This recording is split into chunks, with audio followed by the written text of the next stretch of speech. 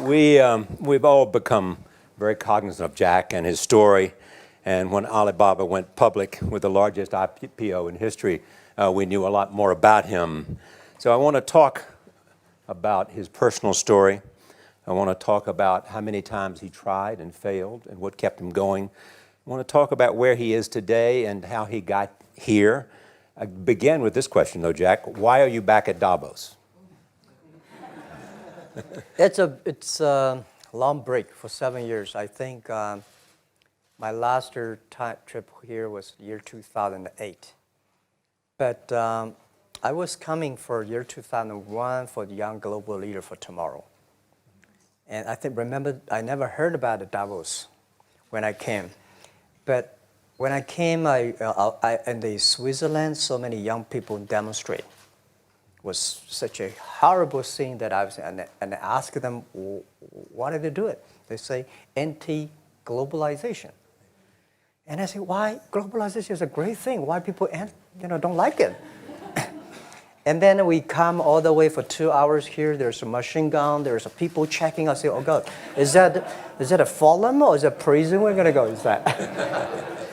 But when I joined the forum at the Young Global Leader, I was thrilled by so many ideas. For the first 3-4 years, I learned what does the globalization mean? What does the corporate citizenship mean? What about social responsibility mean?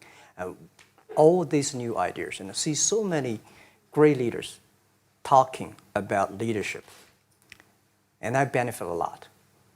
And the year 2008 and 2009, when the financial crisis came, I think it's better go back to work, because we can never win the world by talking. So go back, spend 7 years. Now I come back, I think it's time to do something return. Because I learned so much. Let's talk 12 about years that. ago. So why I should not talking to the young global leader of today, sharing with them how we've gone through. Okay. So that was the thing. Let's start with where you are today. Just how big is Alibaba? How many people come every day? How many people come in a week? How fast is it growing? Yeah, we have over 100 million buyers visiting our site, shopping our site every day. And we created 100 million every day. We created 14 million jobs for China, directly and indirectly. And we grow from 18 people to 30,000 people, 18 people in my apartment, to now we have 4 big campus. Compared to 15 years ago, we were big. But compared to 15 years later, we're still a baby. How big will you be 15 years from now? I think 15 years ago, I told my team that 15 years, in the past 15 years, we grow from nothing to this size. And 15 years later, I want people to know about Alibaba, know Taobao, because it's already everywhere. I want 15 years ago when we talk about what is e-commerce, why small business can using this e-commerce, this internet, can do business across the nation. And I hope 15 years later, people forget about e-commerce because they think it's like electricity. Nobody thinks it's a high tech today. Now, this is something that I don't want 15 years later. We still walk on the street talking about why and how e-commerce can help people. You tried to get into 3 colleges. Mm-hmm. Each time they rejected you. No, I tried. There's an examination that young people, if you want to go to university, you have to take the examinations. So I failed 3 times. Right. But a lot of fail. I failed for funny things that I failed a key primary school test for 2 times. And I failed 3 times for the middle schools. And you will never believe in Hangzhou, my city, there's only 1 middle school that lasts only 1 year. It was changed from primary school to middle school because our graduates of our school, no middle school accept us because we were too bad. Yeah. They will become a middle school. What effect did it have, though, being rejected? Well, I think we have to get used to it. We're not that good. Even today, we still have a lot of people reject us. I think when I graduated from universities, and before I, for 3 years, I tried to fill in the universities. So I applied jobs for 30 times, got rejected. I went for a police, they said, no, you're not good. I went to even the KFC. When KFC came to China, come to my city, 24 people went for the job. 23 people were accepted. I was the only one guy. And we went for police. 5 people, 4 of them accepted. I was the only guy that did not receive it. So to me, being turned down, rejected. Oh, by the way, I told you that I applied for Harvard for 10 times, rejected. I know I'll be rejected. I just don't want to say that. Yeah, sorry now. 10 times you wrote them and said, I'd like to come to Harvard. Yeah. And then I told myself, someday I should go teach there, maybe. I think that can be arranged. Richard Nixon came to Hangzhou. Yeah. And after that, tourists flooded the place. Yeah. And that's how you learned English. Yeah. I really like I don't know why, at 12, 13 years old, that time I suddenly fell in love into the language, the English. And there's no place you can learn English at that time. There's no books, English books. So I went to the Hangzhou hotel, now called Hangzhou Shangri-La Hotel, because that was the hotel can receive the foreign visitors. So every morning for 9 years, I showed them around as a free guide, and they taught me English. And I think that changed me. Today, I'm 100% made in China. I've never got a one-day train outside China. Yeah. And when people talk to me, say, Jack, how can you speak English like that? Why sometimes you talk like an Western guys? I think that was the 9 years. These Western tourists opened my mind, because everything they told me are so different from the things I learned from the schools and from my parents. So now I have a habit. Whatever I see, whatever I read, I use my mind. Think about it for 2 minutes. Is that how Máah became Jack Ma? Actually, Jack, the name was given by a lady in tennis. She's a tourist. She came here and she said, came to Hangzhou. We become a pen friends. Máah is so difficult to pronounce. So she said, do you have an English name? I said, don't. So can you give me an English name? She said, okay. She said, my father called it Jack. My husband called Jack. What do you think about Jack? I said, good. So I've been using that for that many years. Yeah. First visit to America, 1995? 1995, yeah. I came here for a project helping the local government to building up a highway. And you tried the internet. I tried the internet in Seattle, and in a building called the U.S. Bank. I don't know whether the U.S. Bank is still there or not, but it's a building. And my friend opened a small office, which is like only 10% bigger than this room. And there are a lot of computers in there. And he said, Jack, this is internet. I asked, what is internet? He said, search whatever you want. At that time, they used Mosaic, very slow, right? Yeah. And I said, I don't use it. I don't want to type because computer is so expensive in China. If I destroy it, yes, I cannot pay. He said, just to search it. So I searched the first word, beer. I don't know why, because it's easy to spell, baby. And I see beers from Germany, beers from USA, beers from Japan, but there's no beer from China. And I say, okay, type the second word is China. No data. Nothing. Nothing. And I said, 1995, no data about China. So I talked to my friend, why not make something about China? So we made a small, very ugly looking page called China. It's something like I did a translation agency, we listed on there. It was so shocking. We launched at 9:40 in the morning. 12:30, I got a phone call from my friend. He said, Jack, you got 5 emails. I said, what is email? And they said, these are the things. So people so excited. Where are you? This is the first time I see a Chinese website on that. How can we can we do something together? So I think this is something interesting. So we should do it. Why did you call it Alibaba? Alibaba? Well, when I started, I think internet is global. We should have a global name. And a name that, interesting, like at that time, the best name is Yahoo. Right, so I've been thinking for many days, suddenly thinking Alibaba is a good name. So I happened to be in San Francisco that day. I did have a lunch, and the waitress came. I asked her, do you know about Alibaba? She said, yes. I said, what is Alibaba? She said, Open Sesame. Good.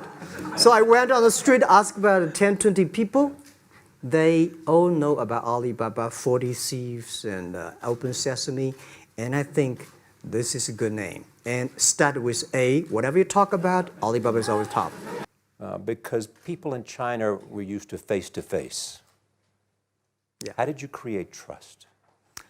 I think because we started about doing business on internet. I don't know you, you don't know me. So how can you do things online unless you have trust? So for e-commerce, the most important thing was trust. I think when I first went to USA for raising money, talked to the venture capitalists, a lot of people say, oh, Jack, no. China doing business by the guanxi. How can you do business on internet? And I know that without the trust system, the credit system, it's impossible to do business. So in the past 14 years, everything we do is trying to build up the trust system, the record system. Well, Charlie, I'm so proud today. When I talk to the young, today in China and in the world, people don't trust each other. The government and people and media and everybody think, this guy's cheating. But because of e-commerce, we finish 60 million transactions every day. People don't know each other. I don't know you, I send products to you. You don't know me, you wire the money to me. And I don't know you, I give a person a package, I don't know him. He took something to cross the ocean, cross the river, and send. This is the trust. We have at least 60 million trust happening every day. But you created it by creating an escrow account in the beginning. Yep. And so you keep the money until they got the product. Yeah. And then you release the money. That's true. I mean, the escrow service is about Alipay. When I had this idea, I would love Davos, because it was a big decision. Because for first 3 years, Alibaba is just like e-marketplaces for information. What do you have? What I have? We talk a lot of time, but don't do any business because there is no payment. I talked to the banks. No banks want to do it. Banks say, no, this thing never work. So I don't know what to do. Because if I start to launch a payment system, it's against the financial legal laws. Because you have to have a license. But if I don't do it, e-commerce will go nowhere. So then I went to Davos. I listened to a leadership discussion. Leadership is about responsibility. And after I listened to that panel, I give a call to my friends, my colleagues in my apartment, say, do it now, immediately. If something wrong, the government not happy about that, if one body has to go to the prison, Jack might go to the prison. Because it is so important for China, for the world, to build up the trust system. And if you did not do it, I said, and do not do it properly, stealing money, money wash, no trust record, I send you to the prison. So that was the thing. And people don't like it. So many people I talked to at that time for Alipay, they say, this is the stupidest idea you have ever got. But I say, I don't wear the stupid clever as long as people use it. Now we have 800 million people using this Alipay. Stupid Yeah, things, but if you do Alipay it is better, it's better. Alipay is a privately held thing. It's not part of Alibaba. No, it's a Let me private. talk about money for a second. Yeah. You have never gotten money from the Chinese government? No. None. None. I want it at the beginning, and later I don't want it because I think if the company always think about picking money from out of the government pockets, that company is rubbish. Think about how can you make money from the customers and market and then help customers succeed. That's our philosophy. No money from Chinese banks? No. No. I at that time I want, and now they want to give me, I don't want it. Yeah.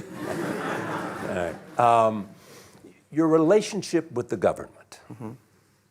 Yeah. What's your relationship? I mean, if they didn't, here's what some say, that you have existed in an environment that's not, they have restricted competition for you. And that's a pretty good thing to do for a private company.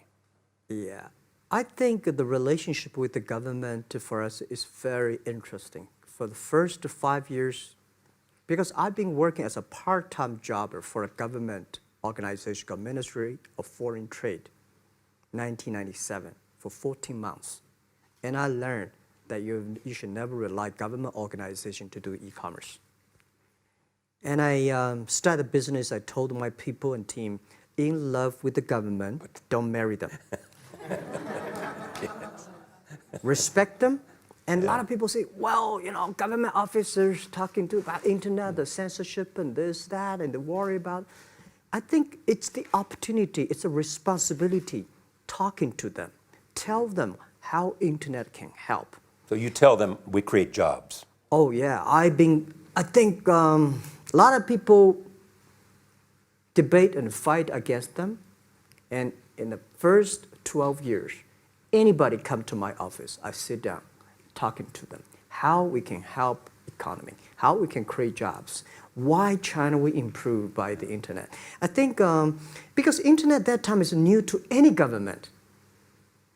And if you convince somebody, and you have the chance.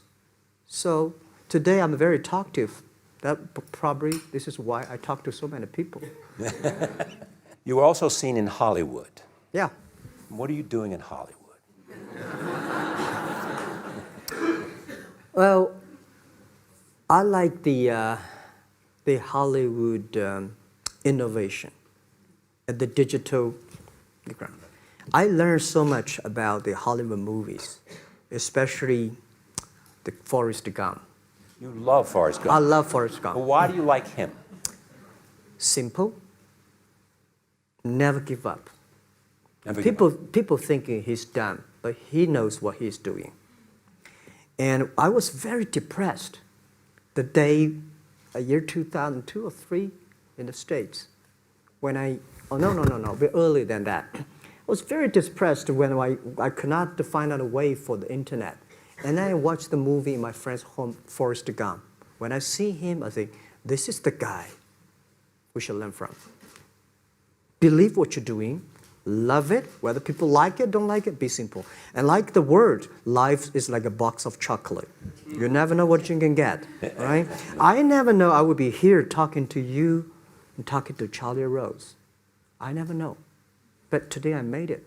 I told my people in my apartment 15 years ago, guys, we have to work hard, not for ourselves. If we can be successful, 80% of the young people in China can be successful. We don't have a rich father, powerful uncle. We don't have $1 from bank, 1 cent from government. Just work as a team. So what do you worry about? I worry about it today. Young people, a lot of young people lose hope, lose vision, and start to complain. Because we also have the same period. Because when it's not a good feeling being rejected by so many people. We also depressed, but at least later we find that the world has a lot of opportunity. How you see the world, how you catch the opportunity. So, in the Hollywood gives me a lot of inspiration. You know? Yeah, but you were out there for business. You were out there because you want to make movies and sell them. I want to make the movie for business-wise. We are e-commerce company. We have a lot of products that need logistic. But movie, TV, these are things you don't need logistic system. And movie probably is the best product that can help Chinese young people to understand. Because one thing I told the Chinese people, my friends, in American movie, all the heroes at the beginning, they look like a bad guy. Terrible things coming, they become a hero. And finally, they all survived. China, if you're a hero, all the hero died. So, because only dead people become the hero. So nobody want to be the hero. So you want to change the Chinese definition of hero? Yeah, I want to say hero. Today we have so many heroes who live in this world. China today, are you worried the economy slowed down? No, I don't worry about it. I think China is it's slowing down is much better than keep on 9%. China today is the second largest economy in the world. It's impossible to keep 9% of the growth. If China still keeps the 9% of the growth of the economy, there must be something wrong. You will never see the blue sky. And you will never see the quality. China should pay attention to the quality of the economy.